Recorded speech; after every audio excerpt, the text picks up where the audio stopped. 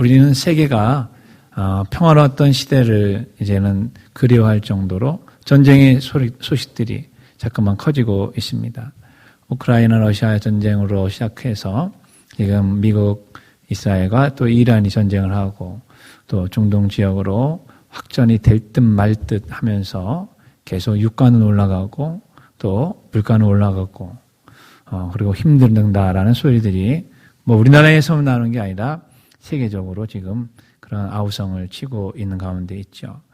그러나 진짜 전쟁터에 있는 사람들은 어떨까 한번 생각해 보면 지금 전쟁터에서 포탄에 미사일에 총알에 쓰러지고 죽어가는 그런 사람들, 그런 어머니, 아버지를 보고 자식들을 보고 가슴 아파하고 절규하고 있는 그 절규의 소리들이 우리 귀에 들리는 것 같지 않습니까? 또 거기에서 엄마 아빠를 잃어버리고 고아가 돼가지고 울고 있는 아이들, 그것을 보면 우리 6.25 전쟁 때의 전쟁 고아가 되셨던 우리 그 장면들을 오버랩을 할 수가 있게 되는 것이죠. 참 2차 세계대전 때 막바지에 이제 연합군들이 전쟁 고아들을 위해서 막사를 짓고 그 아이들을 돌보게 된 그때가 있었답니다.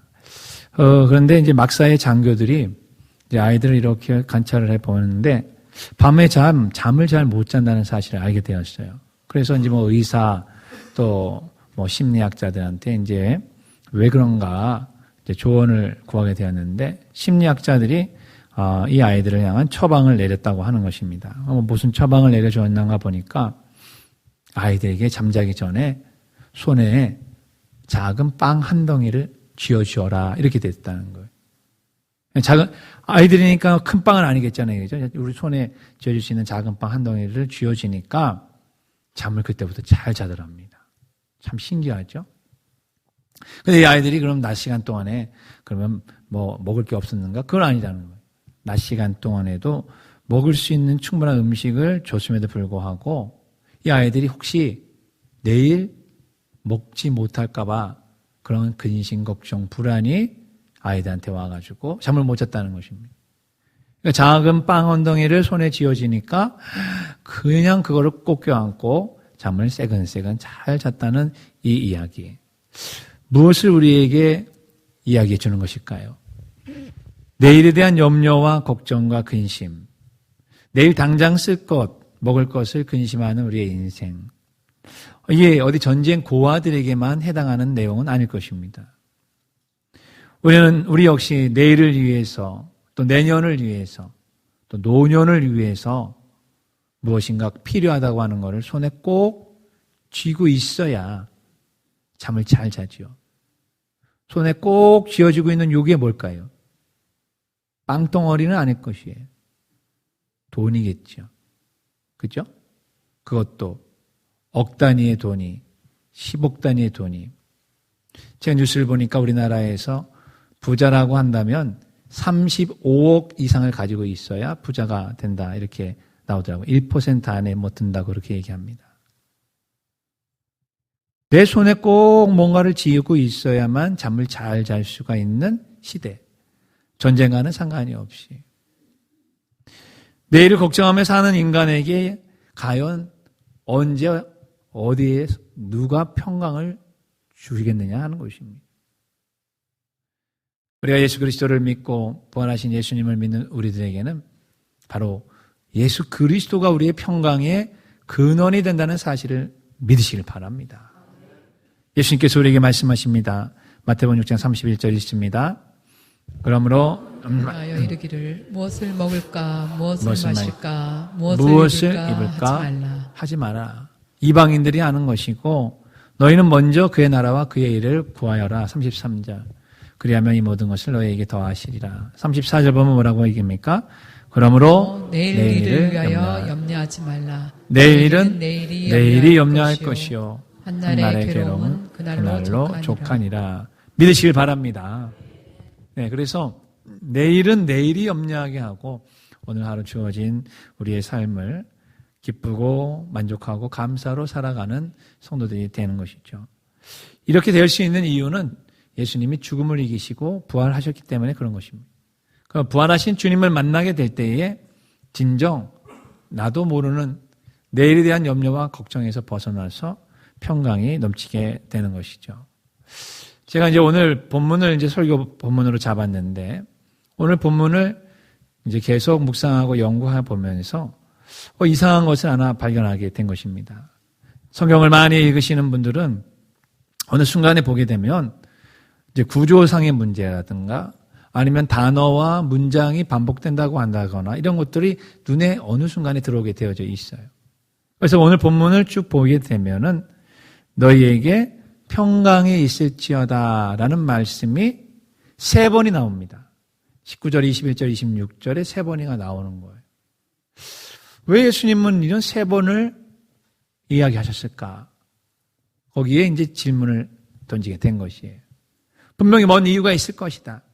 그렇지 않고서야 왜 이 말씀을 하셨을까 하면서 너에게 평강이 있을지어다라고 하는 그 이제 문장을 중심으로 해서 3부문으로 나눠 봤더니만 거기에서 예수님께서 왜 평강을 받으라고 하셨는지를 알게 된 것이었습니다. 그래서 오늘 설교 제목은 여러분이 좀 생소하게 느껴지시겠지만은 설교 제목 읽어보겠습니다. 예세평. 예세평이라는 단어는 없어요. 줄임말이겠죠? 바로 무슨 줄임말일까요? 예수님이 주시는 3가지의 평강. 그래서 오늘 본문에 예세평. 예수님은 왜 3가지의 평강을 누구에게 왜 주신다고 하셨을까? 그것을 통해 은혜 받으시기를 간절히 축원합니다. 자, 첫 번째 같이 읽겠습니다. 본능적 죽음의 공포로부터 해방시키시는 평강입니다. 네, 예수님이 주시는 평강이라고 하는 것은 모든 인간이 죽음 앞에서 공포를 느끼고 또한 죽음을 기다리고 있을 때에 어쩔 줄 모르는 그 불안으로부터 벗어나게 해 주시는 평강을 우리에게 주신다는 것이에요. 그래서 19절, 20절에 보게 되면은 지금 제자들이 한데 모여 있습니다. 유대인들을 두려워하고 있습니다. 문을 꼭꼭 닫았습니다. 예수님이 갑자기 오셨습니다. 평강이 있으라 이야기하시고 20절을 보게 되면 예수님께서 손과 옆구리를 그들에게 보여주셨고 그것을 본 제자들은 기뻐했다라고 이야기하고 있는 것입니다. 바로 죽음의 공포 앞에서 지금 예수님은 십자가에 죽었습니다.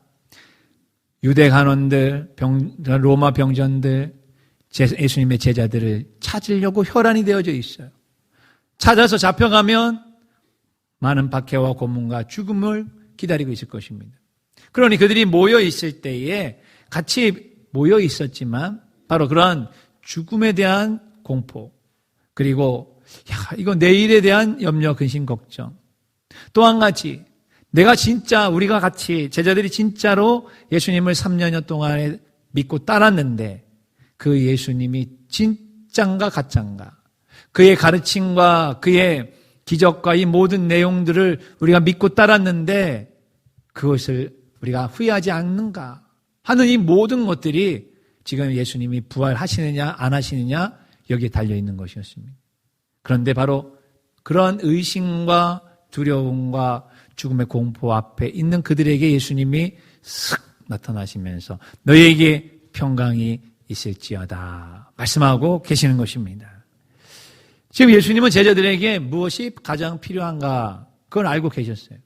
지금 제자들은 돈, 집, 차, 우리로 얘기한다면 우리의 일상생활에 필요한 지식 이게 지금 필요한 게 아니에요.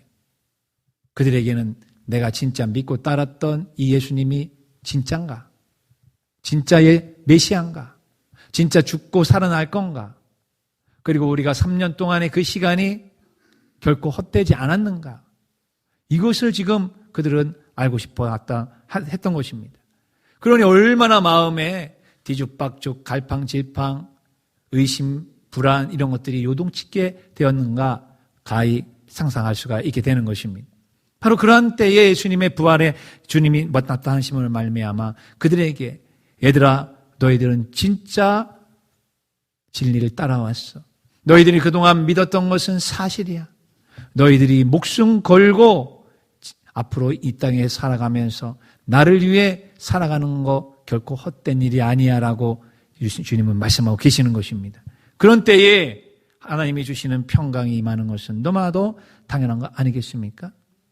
이처럼 진정한 평강과 이러한 평안은 바로 내가 지금 믿고 있는 것, 내가 지금 외치고 있는 것, 내가 지금 살아가라고, 살아가야 된다라고 그렇게 믿는 믿음, 신념, 그것대로 살아가는 것이 확실하게 진리라고 하는 것, 깨달을 때에, 그것이 확실하게 될 때에 내 마음에 비로소 평강이 임하게 되는 것입니다.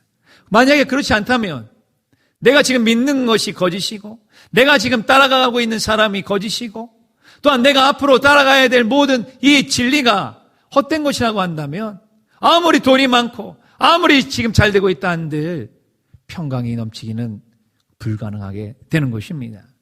진정한 평강과 평안이 없는 모든 것들은 불안의 일시적인 대체물이 되는 것밖에는 다른 것이 없다는 것, 이걸 우리는 알아야 되는 것입니다. 여호수아 리프멜이라는 사람이 마음의 평안이라는 책에서 한 젊은 주인공을 등장시킵니다.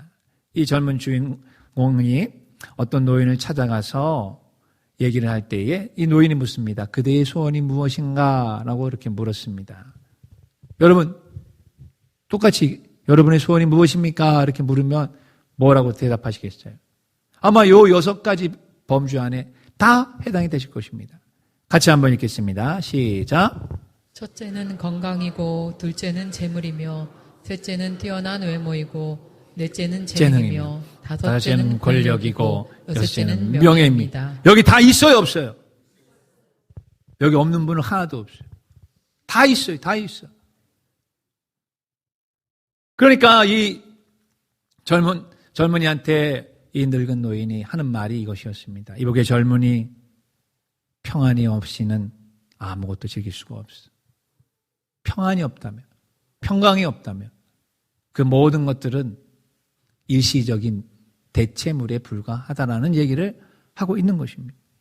그렇습니다. 사랑하는 성도 여러분, 진정한 평강이 없이 돈이 많다고 해서 행복한 것이 아닙니다. 돈을 쌓아놓고도 걱정과 근심이 많은 사람들이 우리 주변에 얼마나 많이 있습니까? 일용할 양식뿐만 아니라 내년, 10년 앞으로 쓸 것이 충분함에도 불구하고 염려, 근심, 걱정이 떠나지 않는 사람을 우리 주변에서 너무 많이 볼 수가 있어요. 왜? 평강이 없으니까. 진정한 평강이 없다면 큰 집이든 새 집이든 헌 집이든 안락한 거처든 최신의 여러분이 문화적인 기구, 건강의 기구 집에 다 들여놓는다 한들 며칠, 몇 주 쓰고 나면 저 구석탱이로 가 있는 거 알고 계시죠? 그것이 수십만 원이든 수백만 원이든 끝까지 계속 쓰시는 분 별로 없습니다. 왜 그럴까요? 진정한 평강은 새 것에 있지 않아요. 물건에 있지 않습니다. 마음이 편안해야 몸도 평안합니다. 맞죠?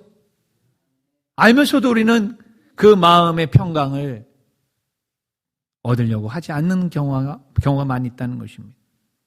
진정한 마음의 평강은 내가 지금 믿고 내가 의지하고 내가 따랐던 그 진리가 사실이라는 사실을 확실하게 믿을 때에 평강이 싹 오게 되어져 있는 것입니다. 제자들에게 바로 지금 그 때를 주님이 말씀하고 계시는 것이에요. 제자들은 불안해했습니다. 떨었습니다. 내가 잘못 산 것이 아닌가? 그들은 의심했습니다. 그리고 코앞에 죽음의 병정들이 그들을 데려가려고 코앞에 와 있습니다. 그런 때에 예수님은 그들에게 나타나 평강이 있을지어다. 너희들은 결코 헛되게 믿은 게 아니에요. 3년 동안 헛 발걸음을 한 게 아니라 진정한 주님의 부활하심을 목격하고 그들에게 평강이 임했다는 이 세상, 이 사실 속에서 예수님의 부활이야말로 제자들이나 우리에게 진정한 평강의 근원이 된다는 사실을 믿으시기를 간절히 원합니다. 두 번째 같이 읽겠습니다. 주님의 사역에 동참하는 사람들을 위해 준비된 평강입니다. 이 평강은 잘 자세히 생각해 보아야 할 필요가 있습니다. 21절에 23절을 보게 되면 예수님께서 또 이르시되 너희에게 평강이 있을지어다라고 얘기하셨어요. 그러면서 제자들을 향해서 얘기한 겁니다. 아버지께서 나를 보낸 것 같이 나도 너희를 보낸다. 어디로 보낸다는 거예요? 세상을 향해서 너희를 보낼 거다. 그런데 너희에게 평강이 먼저 있어야 된다. 이렇게 얘기한 거예요. 그리고 나서 그 세상을 향해 보낼 때에 이 제자들에게 돈이 많이 있든 지식을 가지고 있든 아니면 권위와 권세를 가지고 있든 그거와는 상관이 없이 이 제자들이 세상에 가서 해야 될 사명, 그것을 하기 위해서 반드시 필요한 것을 같이 보내주셨어요. 그게 바로 22절에 나오는 성령을 받으라라고 얘기하신 것입니다. 성령과 함께 가야만 된다. 그러면서 너희들이 해야 될 사역은 무엇이냐? 너희가 누구의 죄든지 사하면 사여질 것이다 라고 하면서 죄 용서함의 소식을 전파해라 하는 것입니다. 즉 예수 그리스도께서 이 땅에 오신 이유, 그것은 바로 인류의 죄, 여러분과 저의 죄를 사하기 위해서 십자가에 죽으셨습니다. 그리고 부활하셨습니다. 그걸로 끝이 아니라 그 사역을 이제는 제자들에게 위임하고 제자들아 너희도 세상을 향해서 나가야 된다라고 말씀하시는 것이에요. 그런데 평강 가운데, 평강이 임하는 가운데 가야 되는데 불안하고 목사님, 아니 예수님 돈도 없어요. 지금 나는 배운 것도 없어요. 지금 내가 가지고 있는 것도 없어요. 나는 지금 해야 될 일도 많은데 어떻게 가서 복음을 전합니까? 안 돼요. 못합니다. 바로 이러한 제자들에게 먼저 평강을 선물로 주시면서 제자들아 이 죄용서함의 이 사역, 예수 그리스도를 통한 전도의 사역, 선교의 사역은 돈으로도 안 되고 힘으로도 안 되고 능으로도 안 되고 지식으로도 안 되고 오직 성령으로 된다고 하는 사실을 가르쳐 주시는 것이에요. 그러므로 이 평강은 예수 믿는다고 해서 다 얻는 평강이 아닙니다. 이 평강은 교회에 나온다고 다 얻는 평강이 아니에요. 주님의 사역에 동참하는 사람에게 주시는 진짜 놀라운 평강이 되는 것이에요. 예수님께서는 우리 모두에게 사명을 주셨습니다. 목사와 전도사나 선교사에게만 사명을 준 게 아니라 우리 모두 믿는 자들에게 지상 명령의 사명을 주셨어요. 마태복음 28장 18절에서 20절을 크게 읽습니다. 예수께서 나와 말씀하여 이르시되 하늘과 땅의 모든 권세를 내게 주셨으니 그러므로 너희는 가서 모든 민족을 제자로 삼아 아버지와 아들과 성령의 이름으로 세례를 베풀고 내가 너희에게 분부한 모든 것을 가르쳐 지키게 하라. 볼지어다 내가 세상 끝날까지 너희와 항상 함께 있으리라 하시니라. 이 말씀은 그 당시 제자들에게 주신 것이고 그 제자들의 복음의 말씀을 듣고 예수 믿는 우리에게도 동일하게 이 사명, 지상 명령의 사명이 있는 줄로 믿습니다. 바로 그러한 일을 하는 사람에게, 주님의 사역에 동참하고 있는 사람에게 진정 하늘의 평강을 주님은 주신다는 것이에요. 여러분, 우리가 세상에 나가 복음을 전하게 될 때에 그 세상은 마치 이리 가운데 양을 보내는 것과 똑같습니다. 세상은 예수님을 모욕했어요. 박해했어요. 심지어는 죽였습니다. 예수님의 제자들 역시 마찬가지입니다. 예수님의 제자들의 말씀을 듣고 그 말씀대로 살아간 우리 역시 예수 그리스도의 복음을 증언하고 전도하려고 하면 세상이 우리를 싫어합니다. 세상이 우리를 박해합니다. 세상이 우리를 정죄하려고 하는 가운데 있어요. 그럴 때의 진정한 평강과 진정한 은혜는 돈이 있다고요? 안 됩니다. 권력이 있다고? 얻을 수가 없어요. 그 진정한 평강은 주님이 주시는 것이에요. 성령을 통해 주시는 것입니다. 그래서 예수님께서 요한복음 14장 27절을 보게 되면은 평안을 너희에게 끼치노니 곧 나의 평안을 너희에게 주노라. 내가 너희에게 주는 것은 세상에 주는 것 같지 아니하나니 너희는 마음에 근심하지도 말고 두려워하지도 말라.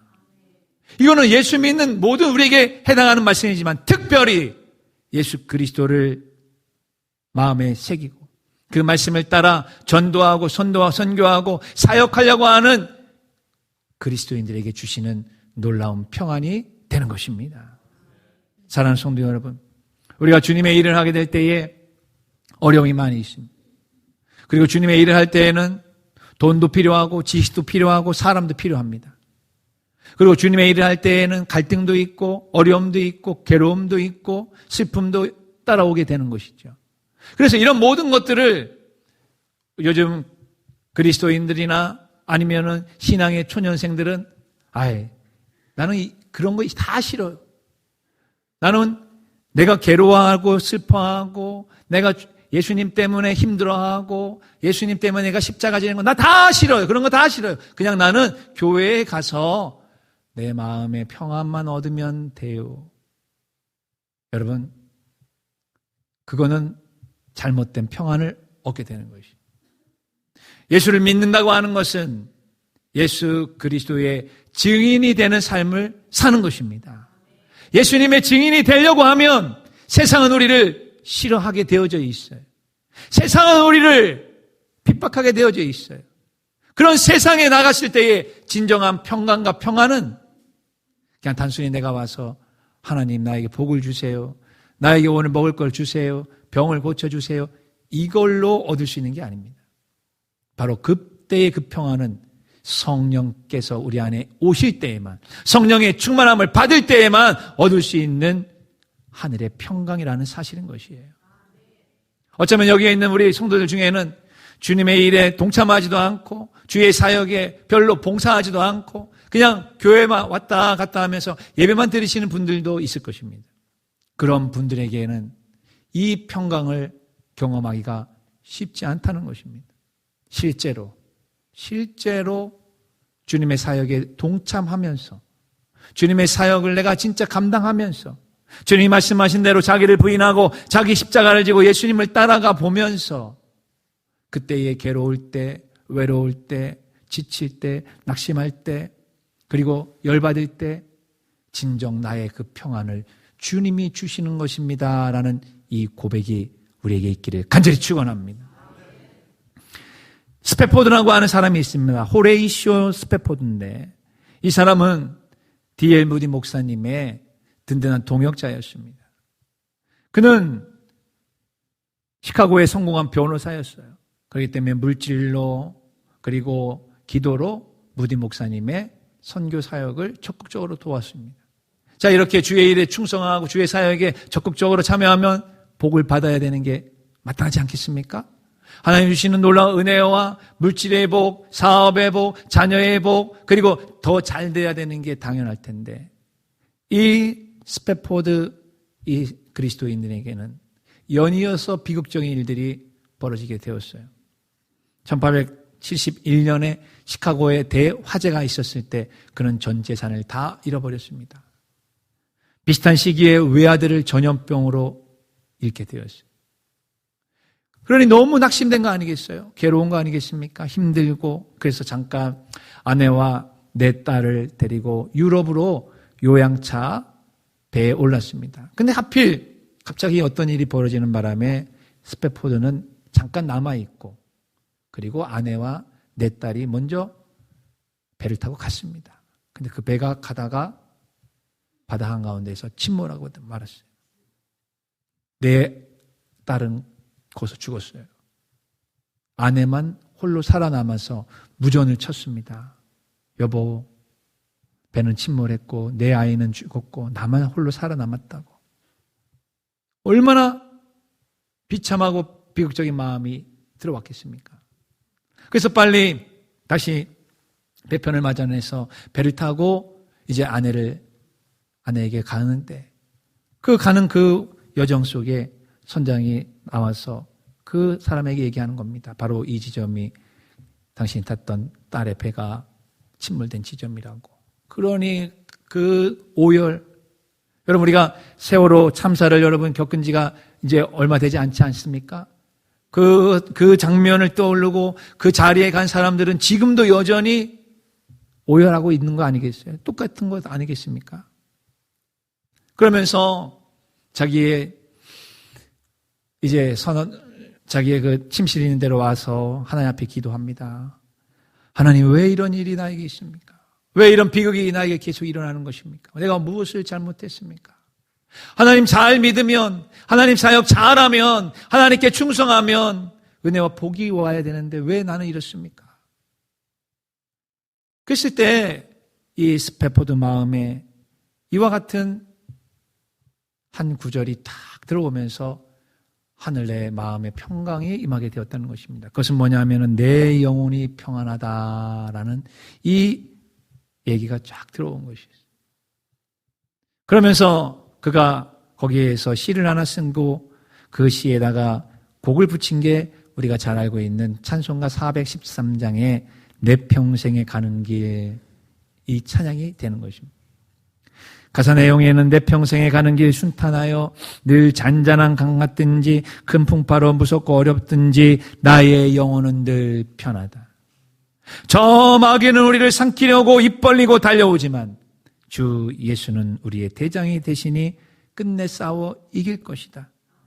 저 공중에 구름이 일어나며 큰 나팔이 울릴 때에 주 오셔서 세상을 심판해도 내 영혼은 겁 없으리. 내 영혼 평안해, 내 영혼 평안해, 내 영혼 평안해. 내 영혼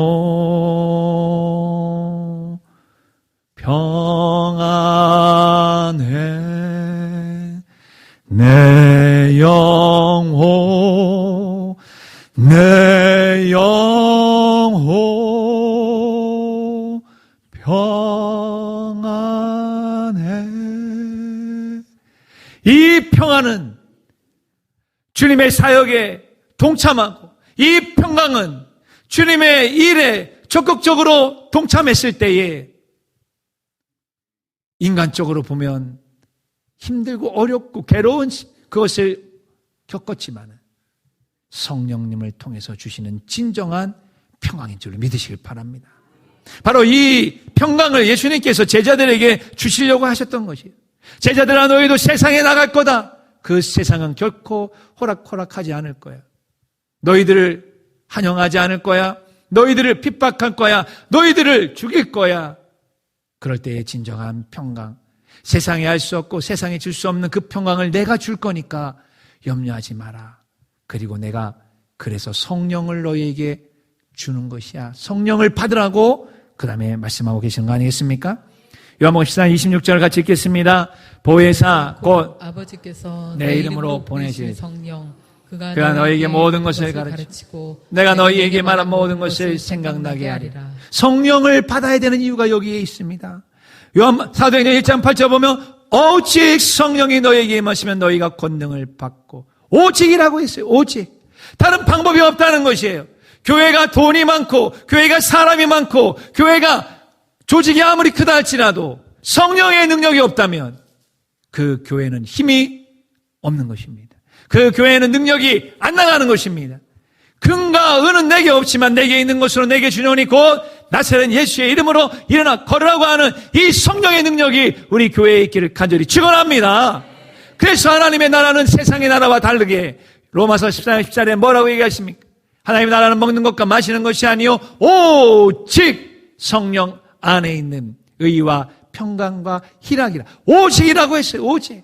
그러므로 사랑하는 성도 여러분, 우리가 주님의 일에 동참하고 주님의 사역에 적극적으로 참여하고 있을 때에 그것이 복이 되고 은혜가 되고 그것이 나에게 능력이 된다면 더할 나위가 없겠지만 반대로 오히려 힘이 들고 괴롭고 아프고 쓰라리고 사람들과 사람들을 만나는 것에 갈등이 있고 그래서 아유 나 신앙생활 이젠 접어야 되겠다고 생각이 되고 이젠 아예 나는 교회를 나오지 않겠다는 그런 마음이 들 때에 진정한 평강은 누가 주시는 것이에요? 성령 안에 있는 주님이 주시는 줄 믿으시길 바랍니다. 그러므로 사랑하는 성도 여러분, 지금 교회 사역을 하는 모든 성도들이 성령을 받고 성령의 충만함을 경험해야만 사역 속에서 평강을 얻을 수가 있는 것입니다. 이것이 오늘 지금 시험에 들고 있거나 시험에 빠지려고 하는 성도가 있다면 이 말씀을 깨달아 하시기를 간절히 축원합니다. 마지막 세 번째 같이 읽겠습니다. 도마같이 부활하신 주님을 직접 봐야만 믿을 수 있다는 모든 불신자들을 위해 준비해 주신 평강입니다. 셋째 대지는 좀 길지만 간단한 것입니다. 나는 예수 그리스도의 부활을 안 봤어. 못 봤어. 나 못 믿어. 내가 직접 예수님의 손가락으로 손을 집어넣고 발 손자국, 못자국 장의 허리 자국을 만져야만 나는 믿을 수 있어. 이 사람이 도마만 그런 사람입니까? 아니면 지금 우리 주변에 수많은 사람들이 그렇게 많지 않습니까? 아니, 교회에 지금 나오고 있는 여러분들조차도 교회에는 나오고 있지만 믿는 것 같지만 맞아. 내가 본 적이 있어? 내가 직접 봐야 믿지. 내가 직접 만져봐야 믿을 거 아니야? 경험론에 입각하여서 나는 경험주의자야. 다 경험해야지만 다 얻을 수 있어. 경험해야 모든 것을 깨달을 수 있다는 사람은 가장 어리석은 사람인 것입니다. 가장 어리석은 사람입니다. 만약에 경험해야 깨달을 수 있다면 내가 오늘 차를 갖다가 저기 한번 저 반대 차선에 오는 차하고 한번 들이받아야겠다. 내가 죽나 사나 한번 받아봐야지. 그래가지고 여러분 반대 차선한테 가서 쑥 한번 경험해 보시기를 한번 바랍니다. 그럼 그 즉시 직사할 겁니다. 그것도 고속도로에서. 모든 것을 경험해야 다 알고 모든 것을 경험해야 다 내가 믿을 수 있다라고 하는 사람은 이 세상에 그런 사람은 없어요. 될 수도 없고 할 수도 없어요. 믿음은 들음에서 나는 줄로 믿으시길 바랍니다. 오늘 이 요한복음 2장 24절을 보게 되면은 12제자인 디두모, 도마가 예수님께서 오셨을 때 함께 있지 않았다고 이야기하고 있습니다. 그러면서 다른 제자들이 그에게 이야기합니다. 25절 보면 다른 제자들, 야 우리가 봤어. 예수님 부활하신 거 봤어. 라고 하니까 도마가 하는 말이 뭐예요? 아니야. 나 내 손으로 그의 못자국을 만지고 그다음에 손자국 옆구리에 넣어봐야 나 믿어. 난 안 그럼 못 믿어. 얘기했습니다. 그리고 나서 26절 보면 여드레 8일이 지났어요. 그리고 나서 예수님이 다시 그 자리에 오셨습니다.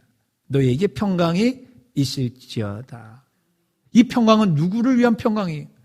이 평강은 아니 그 전에 이미 평강 주셨잖아요. 이 평강은 과연 누구를 위해서 말씀하시는 평강이냐 이것입니다. 그 뒤에는 이렇게 되어져 있습니다. 도마가 했던 얘기를 예수님이 그대로 반복하면서 도마에게 얘기합니다. 믿음이 없는 자가 되지고 믿는 자가 되어라. 도마가 얘기합니다. 나의 주님, 나의 하나님이십니다. 라고 얘기할 때에 예수님이 요한복음 20장 29절에 다음과 같이 말씀하십니다. 읽습니다. 예수께서 이르시되 너는 나를 본고로 믿느냐? 보지 못하고 믿는 자들은 복되도다 하시는. 바로 여기에서 보지 못하고 믿는 자들을 위해서 주님께서 이 평강을 준비해 주신 것을 믿으시길 바랍니다. 도마는 8일이 지난 다음에 예수님을 만났어요. 그 전에 정말 8일이라고 하면 여러분 일주일 전이잖아요. 일주일 전에 있는 사건은 얼마나 따끈따끈합니까? 그런데도 못 믿었어요. 지금은 8일이 아니에요. 8년이 아닙니다. 800년이 아닙니다. 2000년이 지났습니다. 그러나 예수님이 십자가에 죽으시고 부활했던 그 사건, 그 사실은 8일이 지난 그때나 2000년이 지난 지금이나 그 사건은, 그 사실은 변해요, 안 변해요? 변해요, 안 변해요? 안 변합니다. 그런데도 인간은 내가 못 봤으니까, 내가 경험하지 못했으니까 나는 안 믿어 라고 얘기하는 것이에요. 여러분이 그럼 과연 도마와 같이 예수님이 부활하신 8일째 되어서 이 동일한 본문에 들어간다면 예수님을 믿는다고 고백할 수 있겠습니까? 어린 반푼어치 없습니다.